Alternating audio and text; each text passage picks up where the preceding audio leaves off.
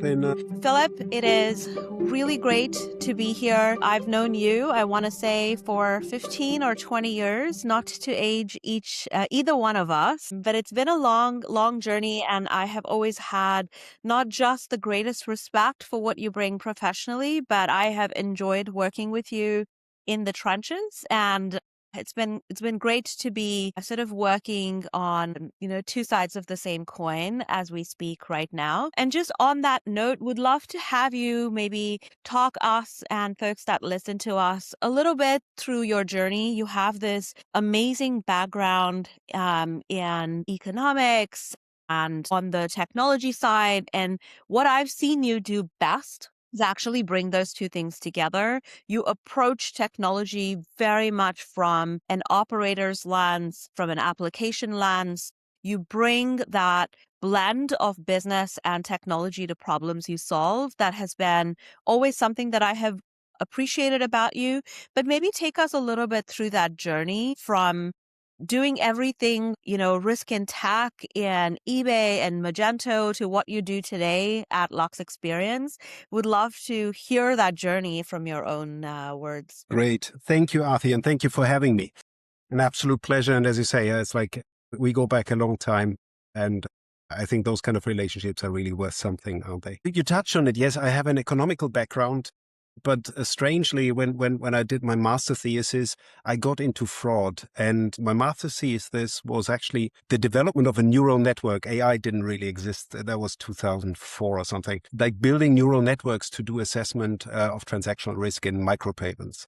And that was the first hook into fraud and online fraud and payment fraud. And then I stuck with it for quite some time. And that was then through European payment providers, then worked for PayPal and managed the consumer risk with you, and learned so much from you in that time for PayPal at the time. And then it evolved more into more product roles, and from product more into technology. And then, yes, there were the usual merger and acquisitions and sell-offs and private equities. And so that was then a journey through Magento and Adobe until I came to where I'm at now, which is Lux Experience. And Lux Experience is an online fashion retailer operating, surprise, surprise, in the luxury segment. And there I run the technology piece.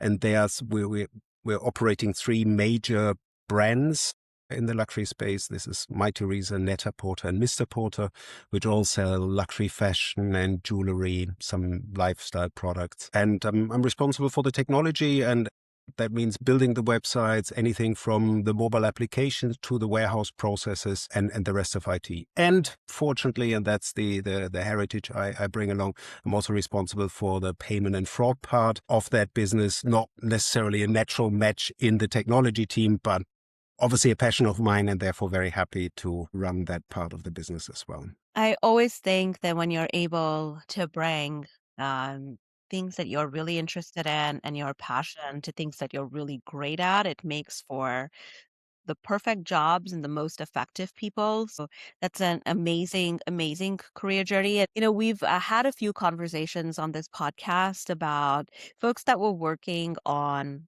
machine learning and neural networks before they were a popular buzzword and well before AI became what AI is today. And we're going to touch on that a little bit, what that journey is like and how rapidly the technology is evolving in the space. But, back to maybe a little bit of sort of the roots of how you lead and how you bring your experience and your whole self into so many of these roles that you have done. It was really fascinating to read your LinkedIn as we were getting ready to do this. And you posed this sort of very interesting question around why the economy is run as a network, but too many companies are like dictatorships.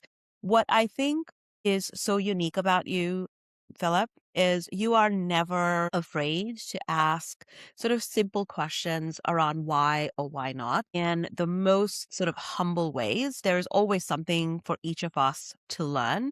Love to hear your perspective and build on that sort of question that you pose a little bit more about what is really your process of building these empowered teams that are not ego driven, and how you can do that at massive scale, right? Like as CTO of a large luxury e-commerce retailer, you're not working with one or two people. You're working on transforming technology organizations in a large enterprise. How do you really drive that thinking across your teams? I mean, great and fascinating topic, and I love to talk about that and even going pretty deep on this. Actually, the quote on LinkedIn, I think I just put it because I thought it has sounded cool. But there's obviously a lot of truth in there as well, and which is relevant. Because I think that as leaders, and some people, well, everybody has different priorities, but as leaders, we are responsible to provide guidance and a framework.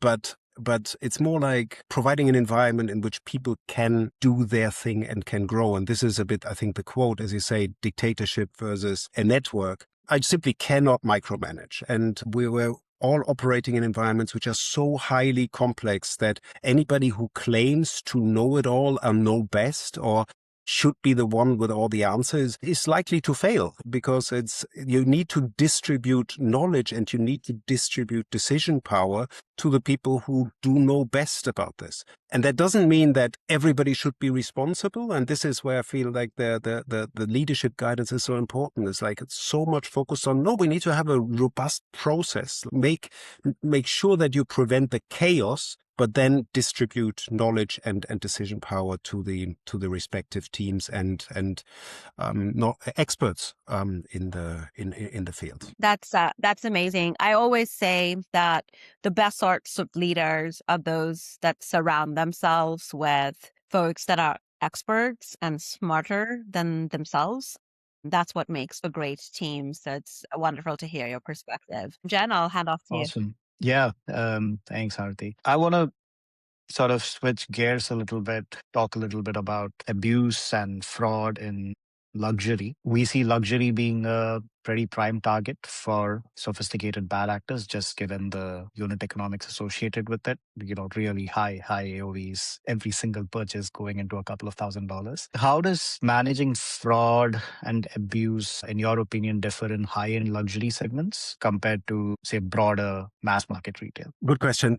And there is the additional element that high-end luxury are usually often goods which have a relatively high resale price, or the loss of the items, or the like makes it attractive in that sense. First, I think we all observe that if you compare that where fraud is migrating, it's clearly this migration from payment fraud and checkout fraud to go further downstream. I mean, this is a general development which we can observe. Unfortunately, payment methods got safer and more reliable, which is great, but it doesn't mean that all the bad actors suddenly decided to become honest people. They just have tried to exploit the next weakness. When you're asking about the part in high-end luxury, what is different to mass market, I think there is the element of, with a high ticket price, you obviously have the opportunity to spend more time on assessing the risk on an individual order. So in the mass market, if you maybe have order values of, I don't know, 60, 70, $80, you need to think about a very different process, maybe high levels of automation in order to assess a risk. And you cannot spend so much time / money in assessing single transaction. If it's a $3,000, $5,000, $10,000, $15,000 transaction, then you just have more time and you can afford to go into deeper verification processes. Fair. Philip, in luxury, the types of abuse, as you said, it moves downstream as you get better at detecting things like payment fraud upstream. The types of abuse that we see also differs quite a bit compared to, say, mass market retail. I guess my question to you is, it's like a two-part question. A, what kinds of return abuse do you see predominantly in this segment? And second, which type is more damaging to your bottom line, right? We see organized retail crime and a host of MOs that they carry out in luxury quite a bit. And then you also see regular people that are wardrobing, that'll buy an expensive item, wear it to a party, and then say, hey, I changed my mind. I want to send this back. So curious to hear your take on this. You asked for the most impactful type of fraud. And I think this is clearly the organized counterfeiting, so buy, return, counterfeit. I would have originally thought that counterfeit, because bad actors need to be able to have access to the counterfeit items, that would be relatively limited in terms of how many items are actually counterfeited or reproduced to a relatively high standard. But it's pretty vast. So it's not the one handbag or the one handbag and the one scarf. It's a huge variety of different products which are counterfeit and then tried to be returned. And then the damage is not the loss of the one transaction. The risk is that we would restock that item, so that we would be not able to detect the counterfeit as such, and then it would be obviously disastrous from a reputational point of view to say, hey, you guys are selling counterfeit items. That is a higher risk. In terms of volume, it's a wardrobing you describe it, and this is anything from influencers to whoever just getting an item, wearing it, and trying to return it and refund it. Different methods and very, very annoying, but there you have, I feel, more opportunity to very surgically on your returns policies. You guys, I think, are really leading the path in that kind of direction and really identifying individual cases and transactions where you may just act and change your behavior in how to accept and how to work with the returns after. Got it. On that note, and this is sort of like a question that we ask a lot of our guests, to the extent you're able to share, have you come across any example of abuse that you thought was very creative? It doesn't need to be at Lux. It can be at Lux or even prior. Oh yeah, lots. I think what is very often forgotten is just the warehouse fraud as such. So I think there's barely any warehouse which cannot be easily infiltrated. I mean, one of my favorite examples, though, was extremely painful, is, you invest so much into anything from detection methods and even if you go into the warehouse of body scanners and God knows all the things you're trying to do. How can I track the product? All of those pieces. We're a warehouse and we have plenty of warehouses. What happens on the warehouse every day at 4 p.m.? The FedEx guy shows up. The FedEx guy opens the gate. You say, oh, these pallets. He comes out, picks up the stuff and drives off. It also happens that the FedEx guy comes, picks up the pallets, drives off, and 10 minutes later, the FedEx guy arrives. Because the fraudsters just took a truck, put FedEx on site, was wearing the FedEx. They don't need to ID themselves when they walk into the warehouse. They come every day. So we had like one case where really a fake FedEx truck showed up and just took an entire pallet of a day's of FedEx shipment with them. And yeah, we learned about it afterwards. The real guy showed up. Wow. I love these fraud stories. I mean, I think it's what keeps us in the job for as long as we've been. Actually, on that note, Philip, if I can ask you, in full disclosure, somewhat loaded question, right? I think what we have found for why some of these problems have been really hard to detect proactively and address at scale, right? It isn't actually about addressing those one-off cases. It's about figuring out how do you really inform better dynamic policy. It hasn't been an easy problem to solve historically. And I think the biggest reason for that, to be honest, has been how siloed data is, right? You mentioned the warehouse.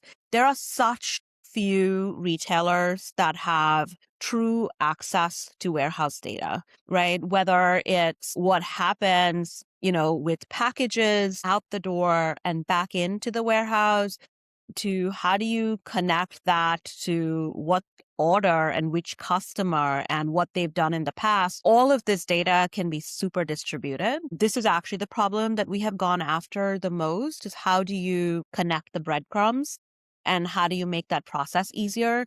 But I won't lie, it is not easy when data is siloed. And as, the industry moves towards talking about AI, biggest challenge, as we all know, is how to build the right data architecture, right? In sort of your current role as CTO, this is especially important. I imagine this is something that you're really thinking about, especially sort of post-acquisition, is how do you bridge data silos? Any thoughts on sort of what is your approach to solving this at massive scale. We've been through many acquisitions in our collective history, and this is especially harder when you bring different types of architecture together. So curious to sort of hear your thoughts on how big a problem is it, how foundational to adopting AI and other types of technology after, and how do you go about it?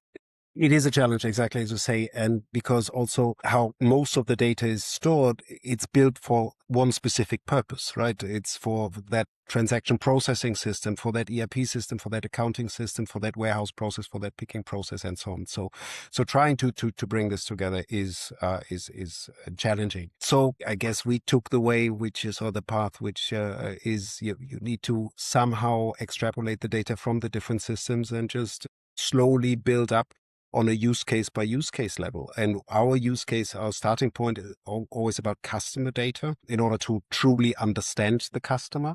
But that is something which is slowly growing, specifically when you have multiple retailers. So this is far from perfect, but it needs to be an outside system in which you slowly add. Trying to unify it within the existing systems, be it a shop, be it the ERP system, warehouse management system, you name it, is likely to fail. Yeah.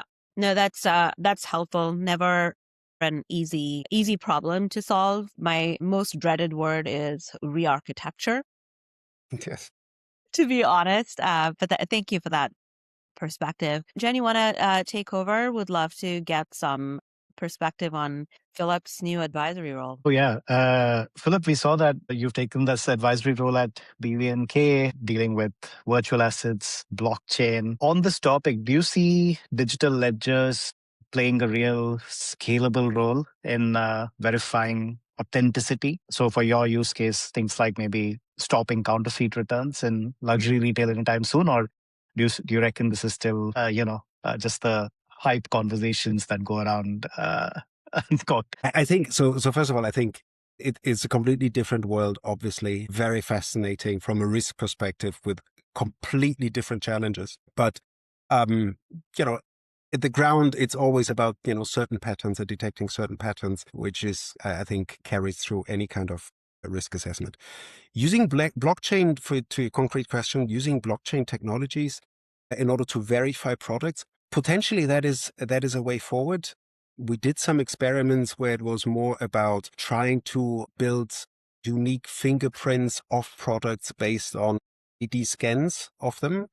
I think that maybe these are certain approaches which make sense and we can potentially take them on eventually. But there are so many lower hanging fruits to grab already. Before one thinks about crypto and blockchain, to use that, maybe it's the stupid RFID which you need to somehow hide in the product, or it's the invisible stamp, or even something like the little plastic tag you use to attach the label has the one specific color. I think there are like lots of ways before you need to come out with a big answer.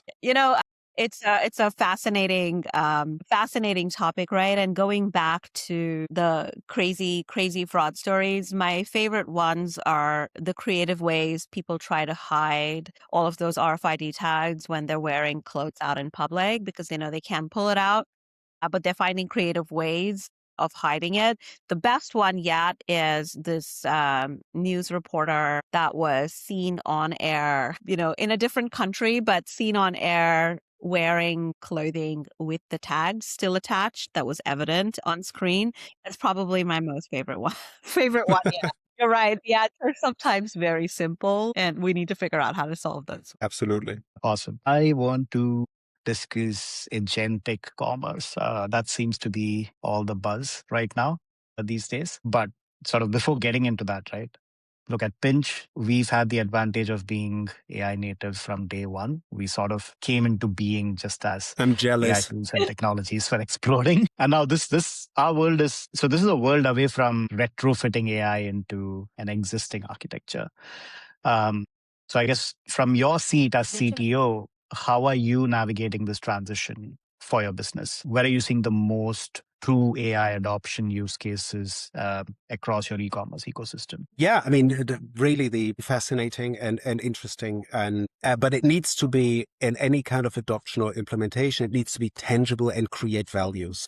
There are 1.5 million different things you can do, but we are a retailer, and what is retailing about? To put it quite simply, we have a buy side and a sell side, and so we try to say, okay, where can we do things with AI, and that is in our world very easily, or the target we take first is around our catalog data. When it is about catalog data, then it's easily enrichable using AI. You have, I mean, anything from the creation process of product descriptions. We are doing a lot with AI-generated videos to have videos on the website, but also enhancing product tags, obviously the SEO tags and so on. And that is directly in our flow. So you can do something, and whatever you do there is a non-regrettable move. About agentic commerce later, to have highly accurate, enriched product data will always be something of value. So whether this is then used, I don't know, downstream in having an AI-supported search or recommendation engines, or if you want to go further into, this is often discussed in our field, that it's more about having agents being able to recommend entire outfits to somebody. Your product data or your catalog data is the foundation of all of this. So this is the area where we are clearly investing into and making nice progress on. But it's a foundation. More to come on that front in the future. Got it. Just curious from your perspective, as agentic commerce takes off, how do you think about that affecting, say, landscape, right? Like fraud and abuse. Do you have nightmares about people writing and saying, I didn't place this $10,000 order. It was some agent that did it, and now I want to return all of this stuff. Just curious, right? Like, are you worried at all about, say, AI-driven bots or prompt injections that are looking to game the system? Yeah, again, huge new world coming there, which just requires new concepts. Because I feel like for the last 10 years, we invested so much brain power into bot protections. What now? Now you need to go the other way. I mean, nobody knows exactly what is going to happen. I mean, we don't need to go too deep into this, but all these UCP approaches you see, I'm very skeptical of those. So I think, again, it depends on your line of business and your type of customers and what you want to enable. But I feel like that an completely external agent takes on the entire discovery to purchase process on our side on behalf of a customer. I think we are still a little bit away from this. So this is nothing which can come tomorrow, and where ones need to really think about who owns what kind of custom interface and to what kind of a degree is that relevant. And last but not least, I mean, we are selling luxury fashion. People actually often enjoy the discovery process. It's not a commodity, right? So it's really something which has that human element Yeah. in it. You don't want to give the dopamine hit away to the agents. You want it for yourself when you make the purchase, I suppose.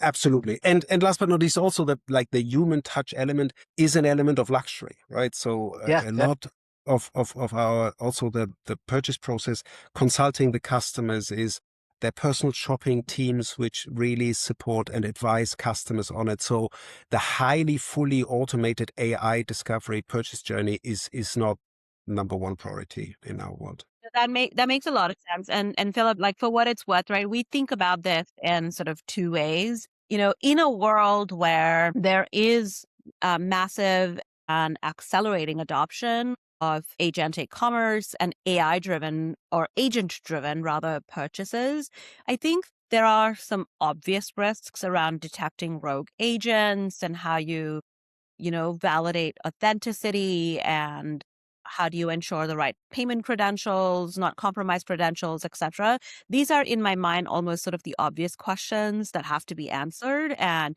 lots of folks are starting to at least talk about it, if not actually implement anything. But there are a whole bunch of sort of non-obvious risks, right? And that's something we think about a lot is, especially when you think about things like post-purchase and claims and, SNAD disputes, and policy gaps that are already exploitable in today's world, not in an agentic world, but in today's world.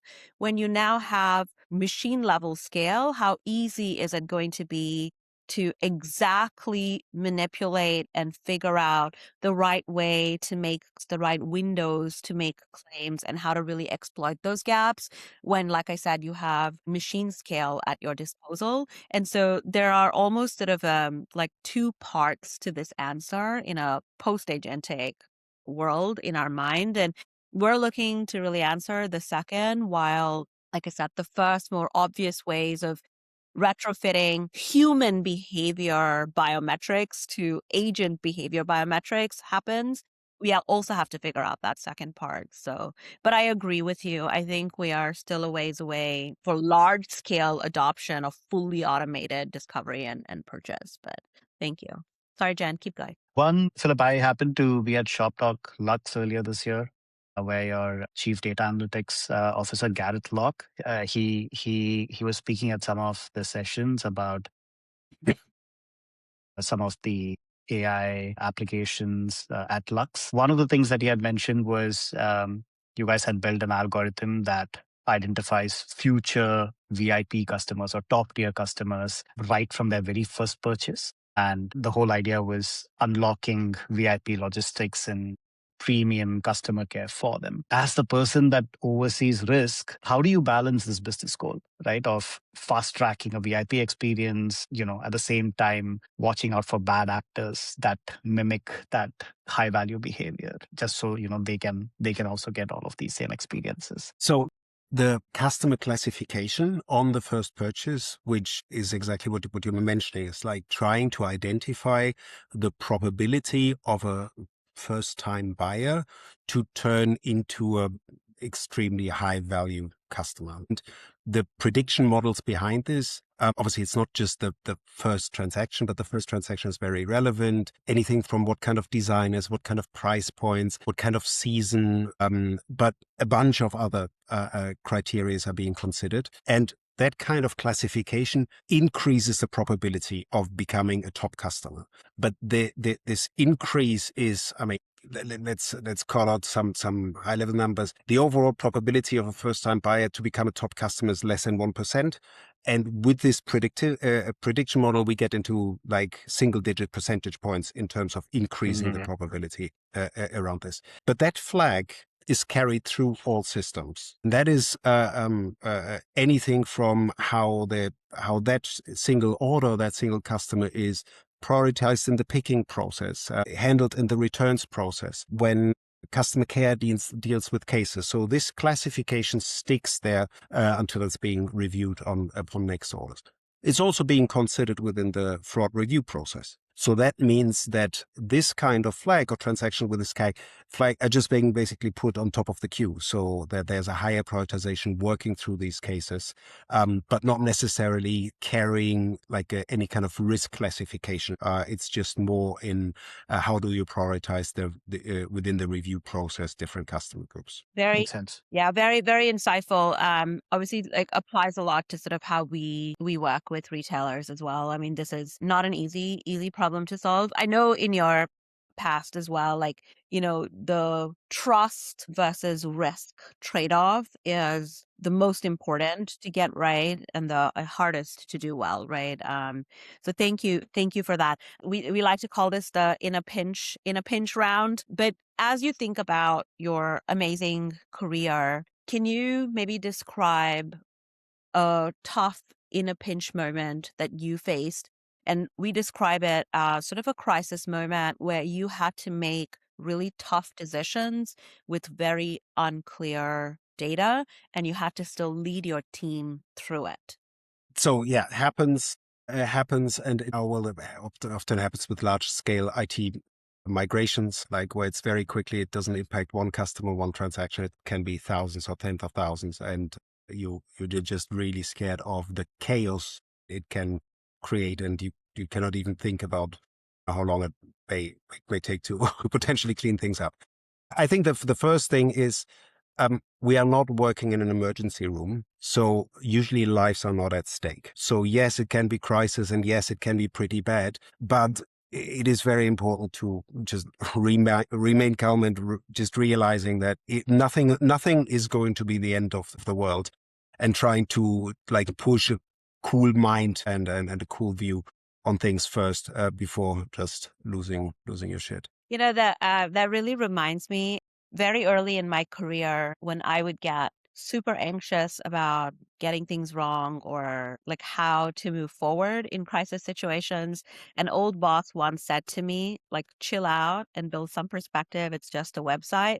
And that really resonated with me, as there are people who are actually working in, like you said, emergency room scenarios. You can get through this. So thank you for that. Exactly.